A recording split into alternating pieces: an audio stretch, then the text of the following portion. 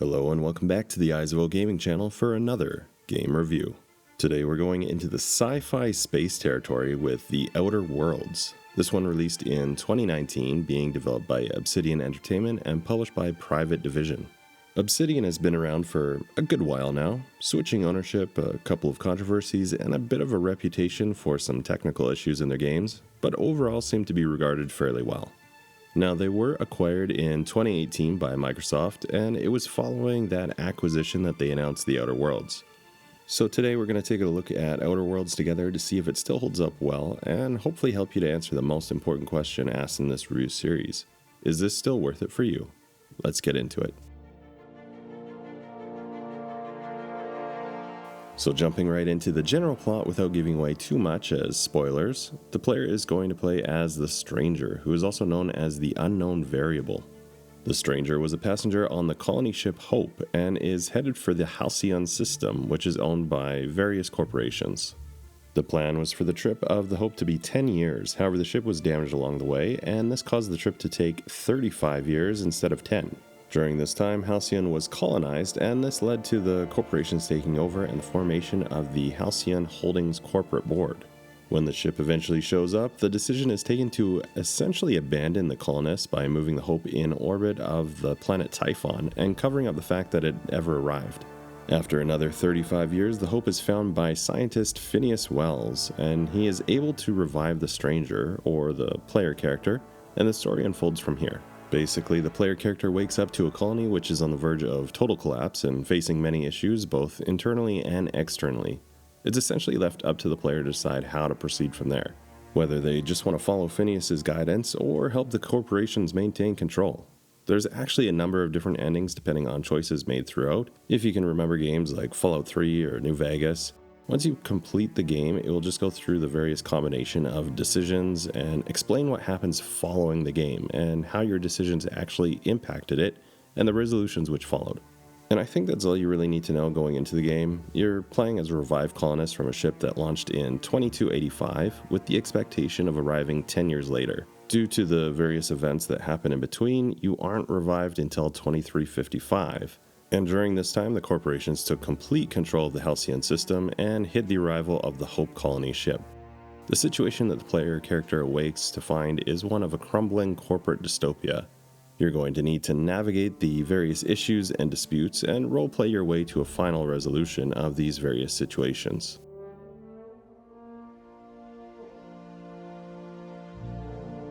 The game is a first-person open-world action RPG. When you start the game, you're going to do a character creation and customization, so let's begin with the RPG aspects of the game, which are going to come up right away anyway. So you start off by putting points into different areas that are going to define your character and their abilities. So to begin, we have attributes, which is broken into body, mind, and personality, with body being strength and dexterity, mind being intelligence and perception, and personality being charm and temperament. Next up we have skills, and this is going to pertain to a whole range of things such as combat in melee or ranged, dialogue options, stealth, and so on. Lastly, during character customization, you're going to choose an aptitude. This basically gives your character some background and will give you some bonus based on it. So for instance, the beverage service technician will give you a bonus on drink effect duration. Basically, it's just going to be a fun and immersive way to add some customization on how your character is going to feel and affect your playstyle in a very small way. After distributing points into the various areas, you're going to customize your character's appearance and name. I felt that the appearance customization was pretty good. You basically choose some simple things and then you have sliders to do the more detailed changes to the character. Keep in mind though that the game is in first person and you're probably going to be wearing a helmet anyway, so you're likely not going to be seeing the character's face too much, and it might not be worth it to spend that much time in the customization. Of course, this is totally up to the player though. Aside from the points that you're going to distribute at the start of the game, as well as when you level up, the game also features a flaw system. Essentially, as you play through, you're presented the option to take certain debuffs with other trade-offs to give you more of a role-play feel to the game. The Outer Worlds also has a pretty big branching dialogue system. Conversations can take different turns, and depending on your choices in those, as well as your actions, it will have an effect on the outcome of the game. As I mentioned, there's going to be multiple endings, and this is all going to be affected by the choices that you made throughout. There's also a reputation system, which is again based on choices. So, like which quests you take or which branch of a particular quest line you decide to go with, as it may benefit one faction over another. There's also going to be a bunch of different equipment in the game, different weapons and weapon types, which you can try out and see what fits your playstyle. Of course, they're all going to have their own benefits and drawbacks. Some may be better suited for combat with robots, for example, or there could be some other bonuses. You have some crafting as well, installing mods or repairing, and companions play a pretty big role in the game as well. The general game loop is you're going to have a ship and you'll be flying to different locations, completing missions there. After you recruit companions, you can also choose up to 2 to go with you on missions when you arrive at different locations. Companions are going to have their own abilities which you can trigger, as well as sometimes offering unique dialogue options or commentary on what's going on in the game. There's also going to be companion missions, as you would expect, and you can develop stronger bonds with them. However, there are no companion romances in this game. The Outer Worlds is going to operate similar to something like Mass Effect, where you choose a planet or a location to fly to and do a mission. You pick the 2 companions that are going to go with you and travel around and engage in combat as allies, and locations feature an exploration zone or hub, which is essentially an open world zone for you to explore, complete story quests, and pick up side quests.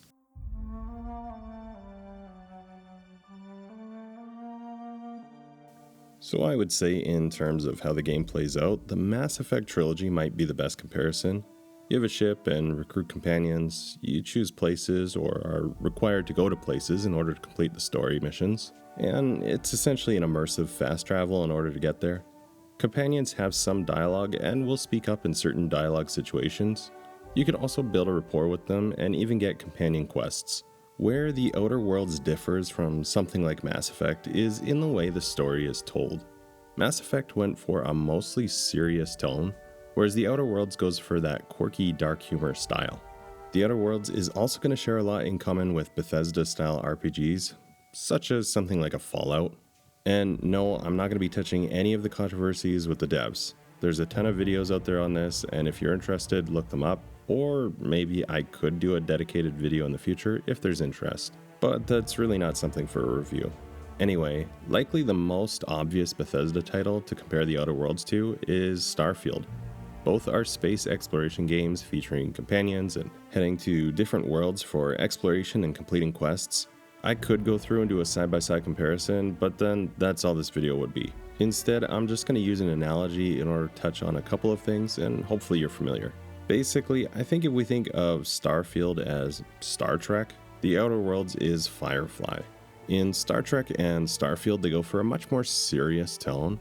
There's also a big budget, so things look much more polished for the most part, and a lot of the stories feel really safe.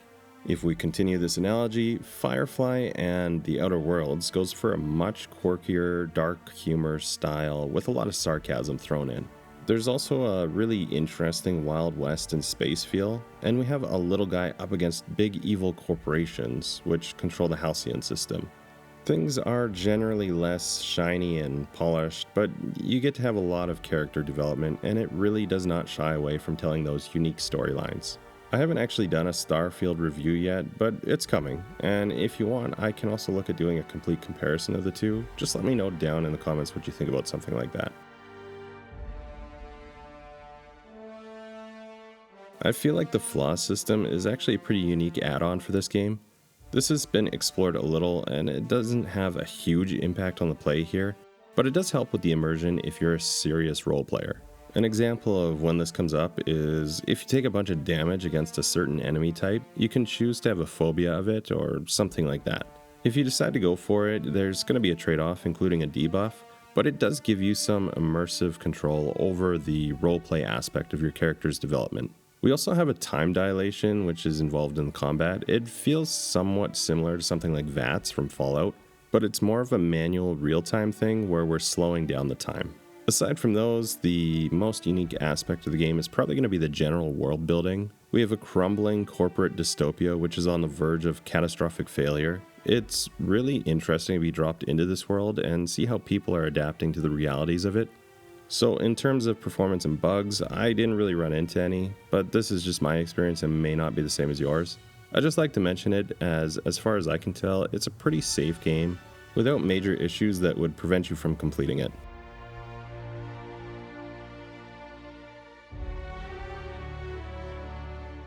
I thought that the graphics in this one were pretty decent. They're maybe a little less polished than some others, but honestly, it's a big game with a lot of things in it, and this is kind of to be expected. There's also a good amount of variety in terms of environment, with the ability to travel to different worlds, so there's always something that's going to help keep this interesting. A neat aesthetic choice in the game is the retrofuturism. We've got the classic corporate propaganda posters, the art and style, and the robots and weapons. A lot of it just seems to take on that classic style of pulp sci-fi. Sound and dialogue also seem pretty good for the most part. The dialogue really does have a particular style. It's that quirky, sarcastic kind of thing that may or may not be what you like. I would say it's most likely more of a love it or hate it kind of style. Anyway, use the footage to see if the graphics work for you, and I'll also play a few examples of the sound and the dialogue to give you an idea of what to expect.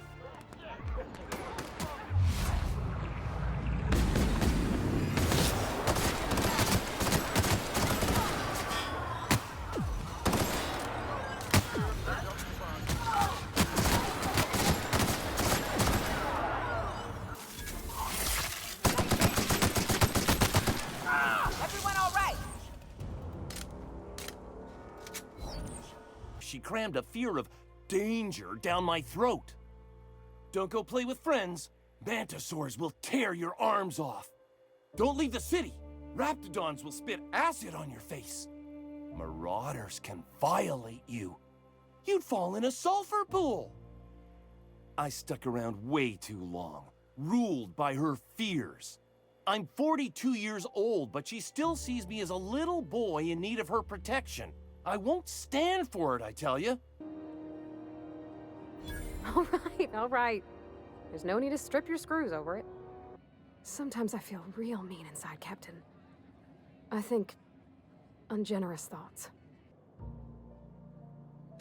Just keep your head down when you're in there. Marauders have taken over.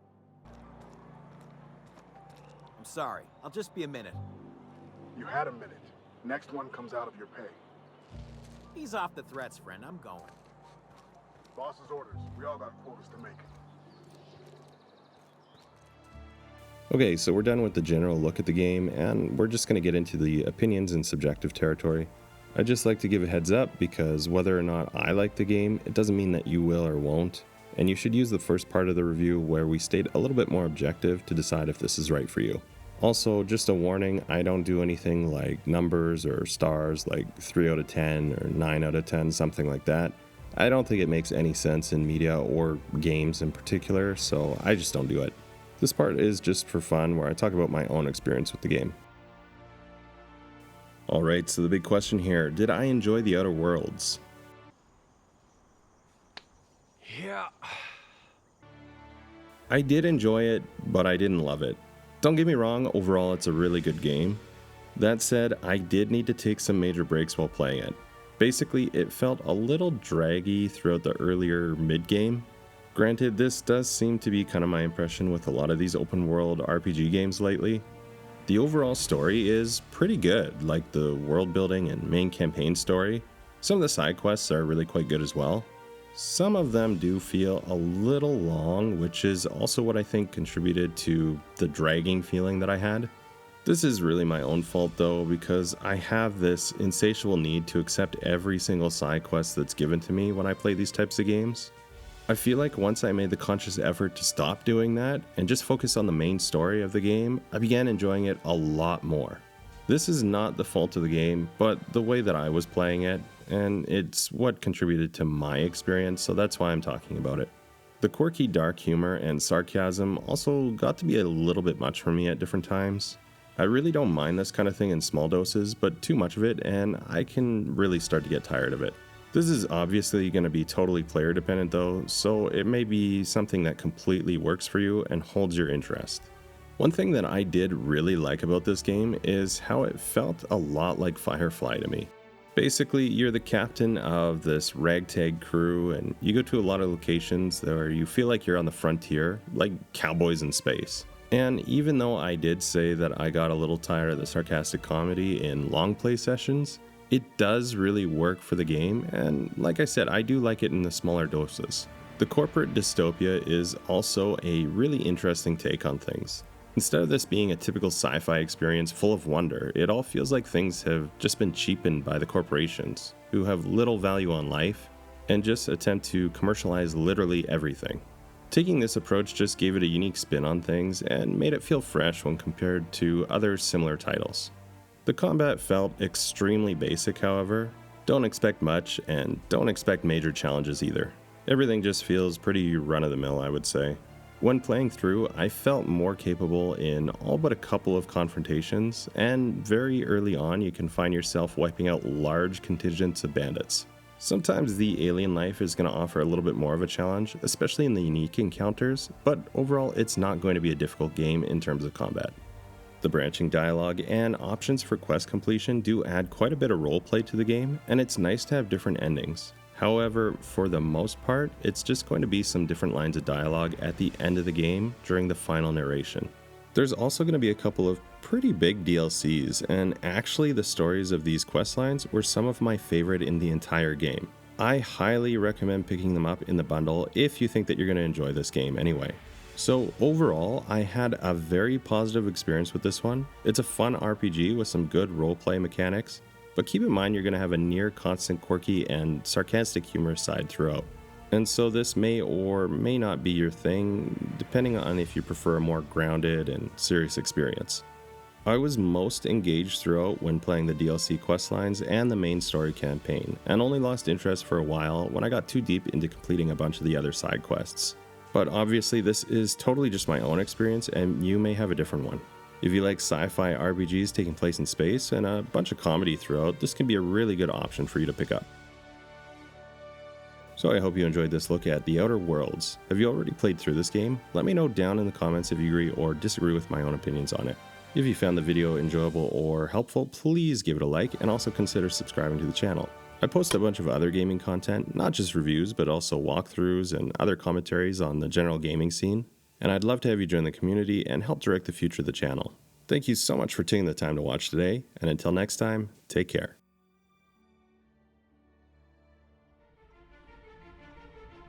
Why stay earthbound when prosperity awaits you in the stars?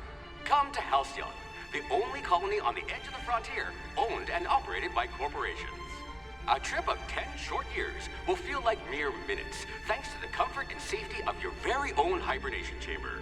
You'll wake up in a perfect society designed to maximize your productivity with guaranteed full employment. With only a minor term of service, you will become the master of your own destiny when you go out of this world to the Halcyon colony.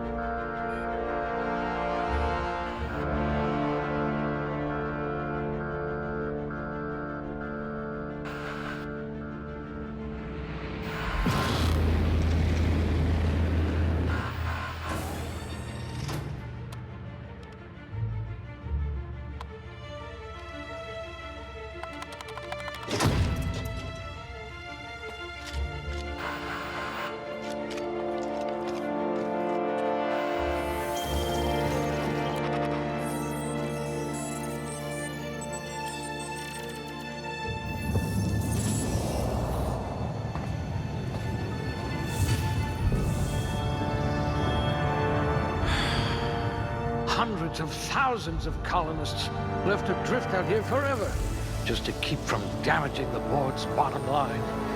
Disgraceful.